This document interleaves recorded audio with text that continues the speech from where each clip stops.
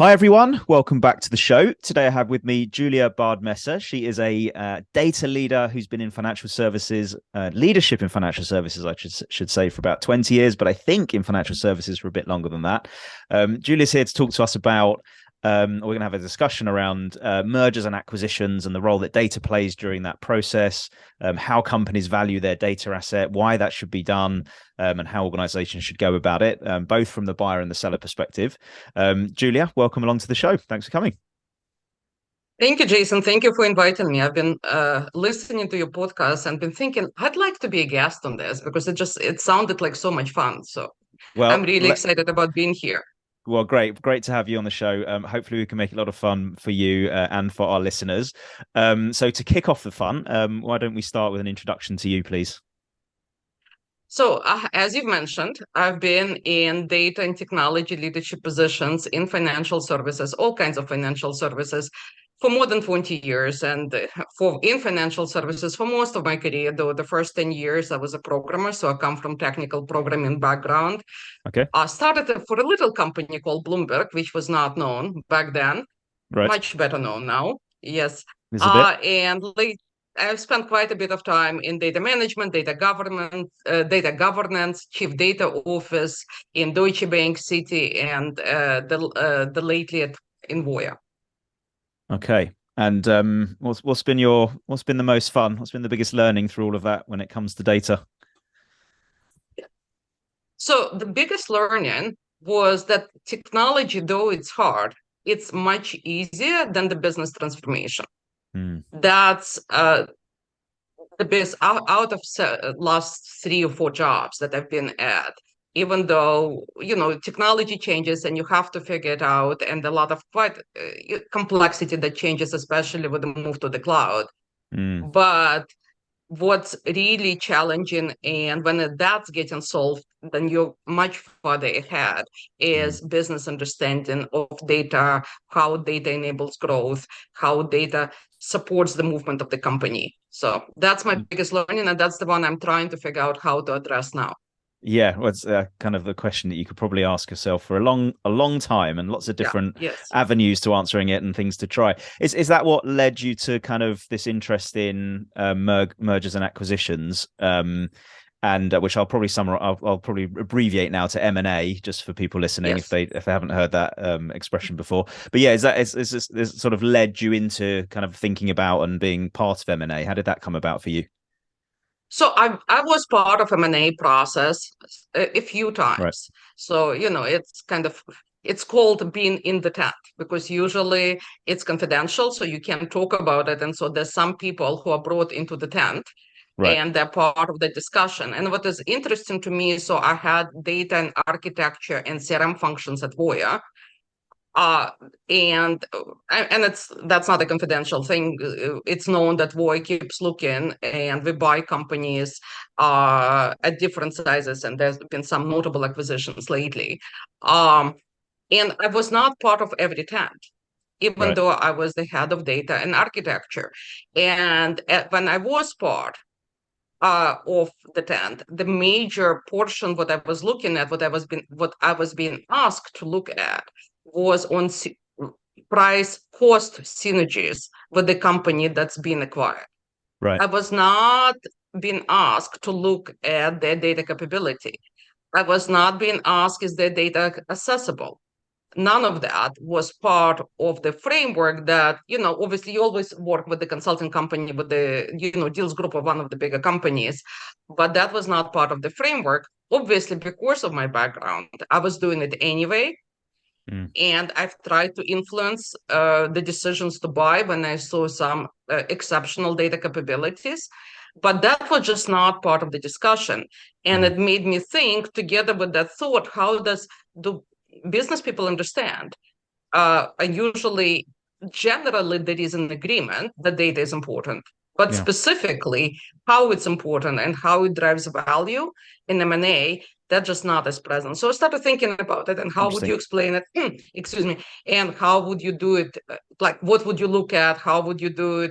Because a lot of the work when you're in the tent, it's kind of some of it a little bit of a guesswork because it's Mm. not as if you can do a thorough audit of everything in the company. Yeah. So fine. So your experience through M&A is as the kind of buying company. There's Yeah. obviously Yes. there's the other side of it which would feel Mhm. and feel and look a bit different, which is being acquired. But so as the acquirer, I guess. So just if we move to kind of Mhm. how we think about that, like why, when you're buying a company, obviously you're trying to value it and look at what's it worth and how much opportunity is there.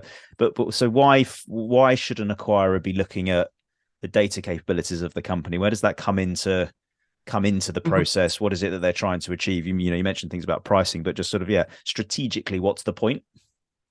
Yeah. So strategically, why would company buy a different company? So it's usually called inorganic growth. Right. So there is a board meeting or executive committee, and they decide that we want to grow. And in addition to organic growth, we want to have some inorganic growth. So we want to look at potential target buying opportunities. And if you look at it fundamentally, growth is that you want to sell more of your product to more customers at a better margin. Mm, So more customers, when inorganic growth buying more customers means that you're going for a market share. mm, uh, if you want to buy, so, and it could be all kinds of, it could be you're looking for new geography for your products, or you may be looking at a competitor mm. and buying market share that way. Right. Or if you go for product, right, it's you're buying adjusting product. So a lot, for example, tech companies buy for product all the time. Yeah. Or you buy if you're a commercial bank, you want to buy consumer bank because you want to enhance the products and you want to have some cross sell and so on. And then if you want to improve your margins, it's capability, right? So you buy a digital channel, right? If Mm, you're a bank that's very much focused on the branches and people interactions, and you want to improve your bottom line, you look at somebody who already has well-defined digital experience. right. Or very famously, not buying for capability is Blockbuster not buying Netflix. Yeah. So I think you see actually quite a bit of technology companies trying to not do Blockbuster. Basically, Yeah. they're buying smaller competitors as they come up because they don't know which one is going to be Netflix and going to kill them. Yeah. So No, that's kind of a absolutely. side story, but Yeah. some of it is that, but we're going to concentrate, on 90% of why companies buy other companies. So it's either market share for customers, or it's adjusting product for a new product, or it's for capability. And sometimes if you're lucky, you kind of get a mix of the three. Mm. And where does data play a part then? So the acquirer has made their decision to buy for market share, for example, found some Mhm. companies, assessing those companies to see which ones they're worth buying, bit of due diligence, trying to come up with a valuation. Why should the acquirer look at the data capability as part of that? So if you're acquiring for market share for customers, basically buying customers means buying the information. Mm. So the first question is, does this information actually exist? So your information of the target company, customer information, is it in your star salespeople phone, right? Right. So does it actually exist? Can you get to it? Because if you have a bunch of salespeople or service people who have information, majority of information about their customer on their C drives, on their phones, and not on a system where you can retrieve it, I would recommend not even buying it. Mm. Because, like, what it is that you're buying, those people can leave, it's not accessible. How are you going to realize the value that you're going to pay for it? Mm. On the other hand, if you have a really well-defined CRM system, for example, that's easily accessible, well-defined, well-described, API-enabled, you should probably pay more, especially if you don't have one of those, because in addition of actually having a really good access to the information, Mm. you may buy capability, distribution capability that you may lack that will Yeah. really accelerate. So on one hand, if it's not there at all, if the data is not there, then what are you buying? Mm. But on the other hand, if in addition to having the data, you actually have really good capability of using the data, then maybe you should pay more because Mm. now it's accelerating your current business as well, because Yeah. you're taking care of that capability. So that's one of the major things around customers, and in the middle, you can have custom information buried in, especially quite prevalent in banking, in COBOL-based mainframe systems that process transactions. So data is there, but is it actually usable, and how much money are you going to spend trying to get that data out and make it usable, and again, realize value that you're looking for in your transaction? So I think sort of the summary for me on that is the better and the stronger the data capabilities are within that organization, in theory, the higher the valuation could be. But I suppose from an acquirer's perspective, they're not looking for the price. They're not looking to drive the price up. They're looking to kind of keep the price at the right market rate. But I guess the important bit here is that there's value in the data asset in some way, whether that's to influence the price today or whether that's to influence the ability for them to grow the business in the future. Yeah, I mean, in terms of if you acquire, it's not that you basically say, "Oh, you have this wonderful capability, we're going to pay you more." But it's internal when you look, because quite often the deals fall through because the assessment of a target company, of a company being acquired, and their projected growth doesn't quite make sense to the company that's buying. Right. And sometimes the disconnect could be actually the capability and how quickly can you leverage the value out of the purchase. And it could be either way, right? Yeah. But that's something, it's important piece to know. How much do you need to invest, how ready it is to leverage to extract value, and how much of additional capability does it bring for you? Can you do your business at a better margin? So do you get the third piece, which is very hard to get as well in buying that, or if it's making you harder or more expensive to operate. So you know, it can go up and can go down. So yeah.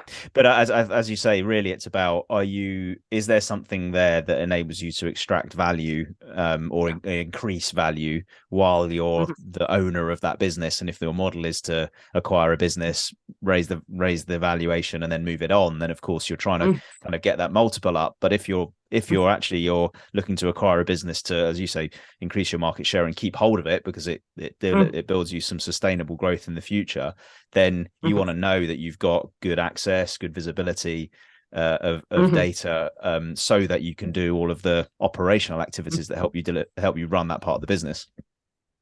Absolutely. And actually on the divest part, so if you're buying and you're seeing the assets that have been weighed down by different companies, so which is often a PE case, data is also very important, just differently, because to be able to divest of some companies, I've been through a few of those, being able to separate the data is the most expensive, the hardest, and the longest pole in the tent. Right. So again, if your data is all mixed up in the COBOL mainframe, okay, good luck. Yeah. Yes, the consolidation or what would you call it? Divestment. That's hooking it together or unhooking it. It's going to be this challenge both ways. So I think it's fairly clear why an acquirer should be looking at the data capabilities of a company that they're buying. Is there a certain set of things, certain areas that they should be looking at then with regards to data? Yeah, so to me, the first piece that you look at, actually, do they have the data? So that's the example I gave to begin with. Is the data on somebody's C drive? If you're buying the product, for example, is the product catalog? If you're buying for the reason of enhancing your product line, if they acquire a product catalog, is it on PDF, printed out PDF in somebody's desk? And I'm not making it up. I've seen that. Yeah. Or is it well enabled? So first, is there even data? Because if this data doesn't really exist, you should reconsider buying it. So that's kind of the first fundamental question. That's stark, you think? I think so. Like if you're buying for access to consumers and you can't get to the data about those consumers, what are you buying? Yeah. Right? I mean, there may be other reasons. There could be something else. Maybe you're buying a competitor. Like there could be other reasons. But if you're specifically buying for access to consumers and you don't have data about the customers of that company, then what are you buying? The second piece is, so first it's like, does data exist? The second one is data capability, and that influences the price either down or up, or also makes you think about how much time and how much investment would be needed in the integration. So again, if data is locked up somewhere and it can only be accessed by customized files, that's one set of considerations.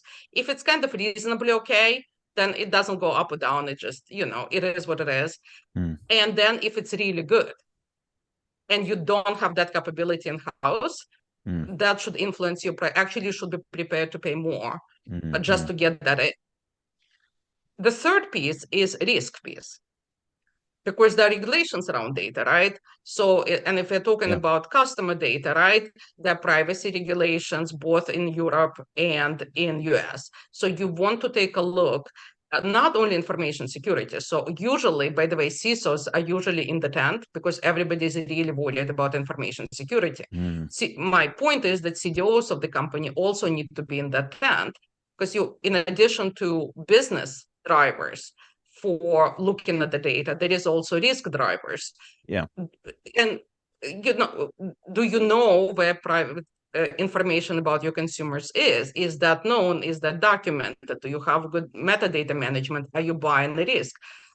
Do they have, there are a lot of companies in Europe and Asia that have very specific rules of how data needs to be handled, where it can be stored, who can look at it. Are those rules being broken, and you're buying a regulation problem on top of it? And like there are more and more. So you need to look from the regulation perspective, what kind of risk are you buying with that? So 3 pieces. Data, is the data usable? Can you get to it? And are you buying any risk? Yeah. It's that risk part's interesting because even outside financial services, particularly customer data, that's across lots of organizations. So are you buying a liability? Are you buying, and the data and the data capability is an asset and the risk is the liability. So actually is there a balance there? If you're buying poor data with poor capability and a high risk profile, then you might question whether this is the right move. But if you're buying strong data capability with really strong data but with a risk profile that's medium or high, you might choose to take the risk because of the opportunity that it brings. What I was going to ask you actually on back on data capabilities, what do you mean by that? You sort of summarized lots of things in data capability. Is this technology? Is this data scientists? Like what do you mean by data capabilities? Oh yeah, data capability can be broken out like into more pieces. So first one is the data accessible. Again, can you only get it in the files, or is it API enabled? So that's kind of, is the data usable? Is it well described? Do you have metadata around it? Do you understand the data quality? So that's data governance pieces. Third piece, what kind of people, personnel? So it would be good to assess, are you buying really good from both business and technology perspective? Are you buying people, part of the company? I shouldn't say buying people, but as the company, you're buying skills within that. You're buying skill sets. Yes, you're buying skill set that's really difficult to find on the market. And it's really useful for any company to have. So that's another piece. So you have a piece of accessibility, usability. So a lot around data governance, data stewardship, metadata, descriptions of the data. So if I were to talk not in data geek language, but in business language, do you know where the data is and what it is and how it's being used? Right. And then do you have a skill set that's a really important skill set for every company to have and really hard to get? So data science skill set would be one of those. Data science, data management, all of them. Yeah. And often companies are acquired purely for their skills, sort of the acqui-hire, when you're essentially buying smart people, but you take along the company, the brand, and maybe some product with it, but it's the people that really make you different. So particularly in the data space where data can be such an asset, if you've got strong skills within that, then that's a positive part of an acquisition. What overall then, what's the outcome that the acquirer, the interested party, is looking to kind of get to? So looking at the capabilities, looking at the data, looking at the risk profile? Where do they want to get to? Is there like a golden crown question, a golden jewel question here that they're trying to answer? And then how do they use that answer? I think the question is there going to be value? And the reason they're buying, is that going to be realized? And how long it's going to take to realize that? Yeah. So data is not the only driver of this, but it's one of the major drivers. So all the dimensions of data that we have discussed, are you going to get the value, and how long it's going to take you to get the value out of this transaction? Yeah. And how much money are you going to spend getting the value out of this transaction? So that's the main question. Yeah. Understand. So it's a kind of an assessment of what's the size of the opportunity, the size of the prize, and how much work is there still to do? How much work is there? Is there left on the table? A few years back, we did some work. I did some work with a company who was owned by a private equity company, and they were looking to sell the business. And we had done a fair bit of work with them to develop their data capability as a business in its own right, because they wanted to use data to develop their operations and their strategy and improve their customer relationships and all those good things. But what was interesting when it came to sort of taking the company to market and asking to be acquired was that part of the pitch deck that they put together was about their data asset, and we supported them to develop, what had we done and what value had that delivered. But really importantly, and they were really wanting to make sure this went into the deck, was how much opportunity is being left on the table, because that's the valuable bit. Is how much more is there to do, and not in terms of like effort and cost, but how much more prize is there? How much more legroom is there? Or have we done it all already? So that kind of value piece is important. Yeah, the value piece is very important, but that actually, that mention of that brings me to a very difficult question: is how you do it. Because it's not that simple. It's not, when you're in the tent, you look at PowerPoint. Yeah. You can put a lot of things on PowerPoint. I have seen really nice PowerPoints. There are companies that basically sell PowerPoint, and that's going to remain unnamed. And you can bring those decks, and it looks like what you have is absolutely wonderful. And you kind of have to dig in, but you don't really have on the other side, being when you acquired, you also have very senior people in the tent. And so you have kind of limited time by which you can ask questions. Right.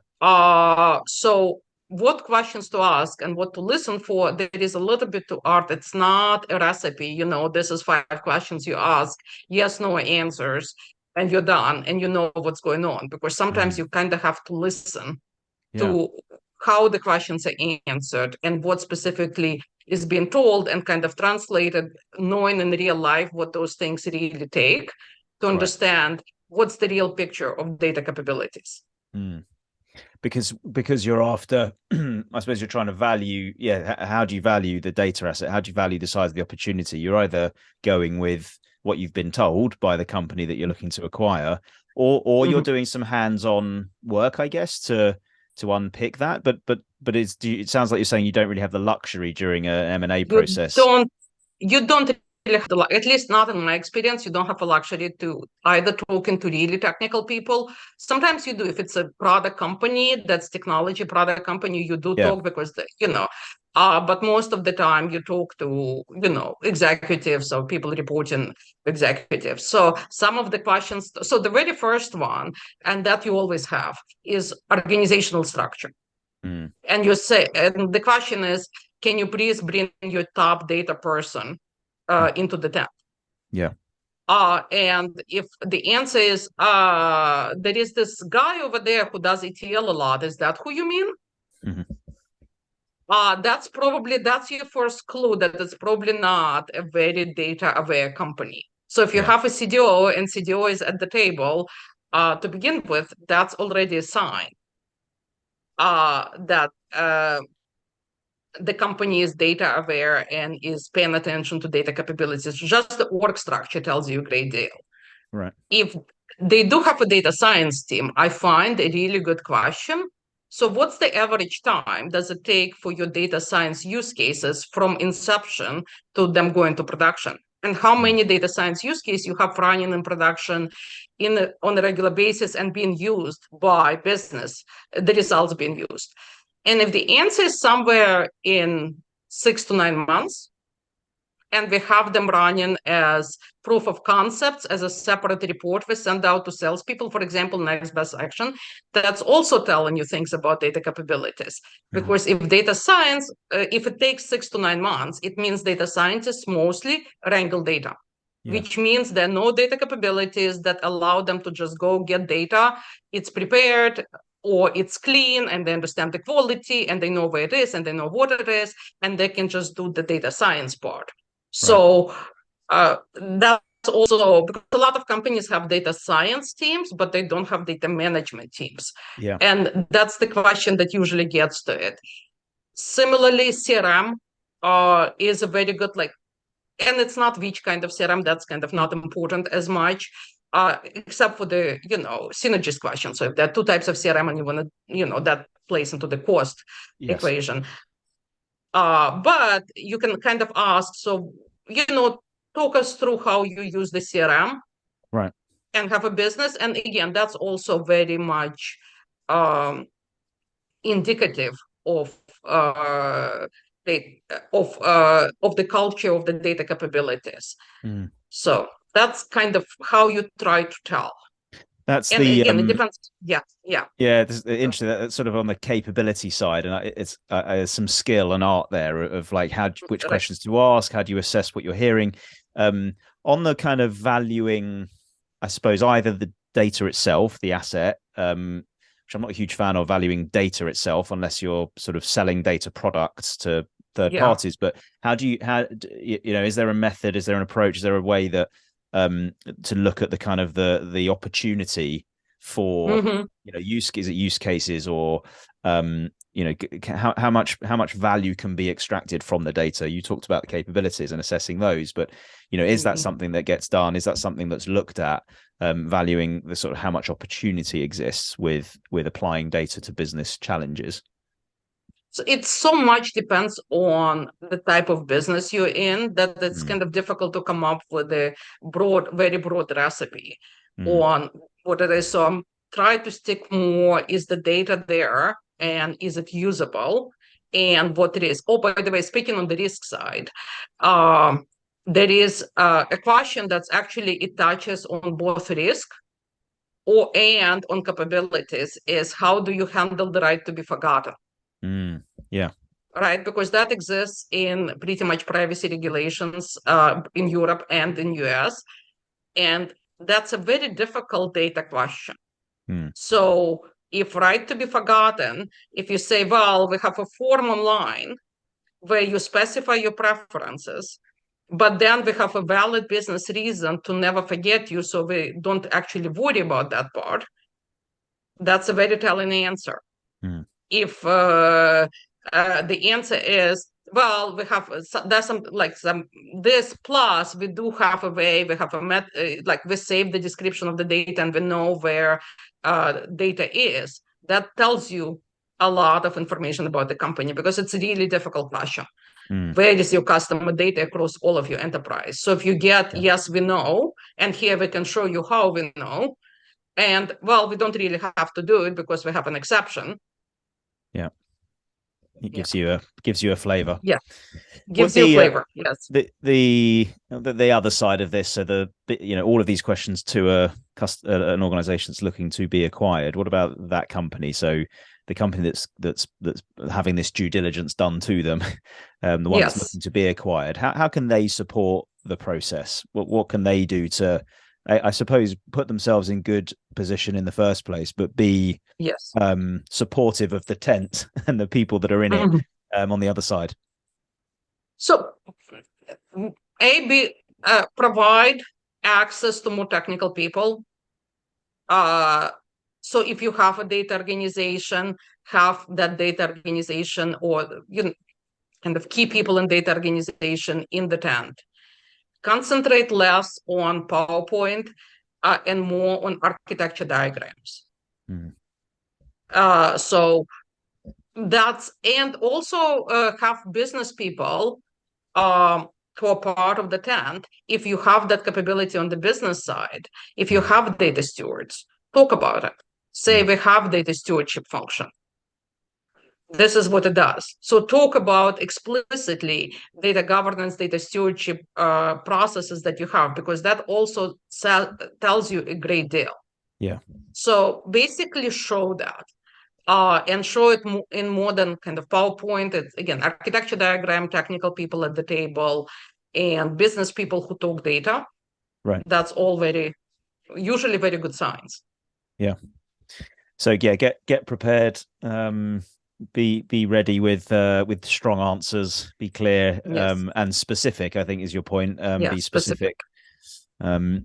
Really interesting. So I guess just thinking about kind of wrapping up, is there and through M&A activity, do you see this sort of growing more M&A activity in companies where data is like one of that key? I mean, you paint the picture that, don't buy a company if they don't have strong data capability actually, but is that, you think that's going to continue to grow, that this assessment of a company's ability to do data as being one of those key kind of either kind of value drivers to the valuation, or help make that no go decision on a purchase? Yep, and also investment. Like if I'm a VC, I would look at data capabilities of a startup, and obviously you look at it differently depending on the stage of the startup, Yeah. of what the data capabilities are and what's understanding of importance of them. Because I think there is overall agreement that the companies that handle data well have much better potential for growth than the companies that don't. Yeah. In the same market, like all other things being reasonably equal, which they never are, but handling data well significantly improves. So yeah, I do expect that to grow, as like we've been at this business of data management and data capabilities for a while now. I mean, it's always been there, but since the financial crisis, with the regulatory oversight and attention, it became more and more clear. And then taking advantage, especially in the financial institutions, of what's been built for regulatory reason and trying to use it for growth, for business reasons. There is more and more understanding of how important it is. So I do believe with the growing business strategic data literacy on the business side and the broader technology teams, that's going to become much more important. Yeah, well, I certainly agree that that feels like that's the right position, and as companies are improving the way they use data and better understanding of how data can play a part in developing their business and growing their business, you can see why, from the M&A activity perspective, they would put some credence on companies' ability to do that stuff well. So fascinating stuff. Thank you. Thanks for coming on the show. It's been a pleasure to have you. Love talking about this stuff. Thank you, Jason. Me too. It's been great. Yeah, and thanks a lot. Thanks again, and everybody, thanks for listening, and we'll catch you again soon.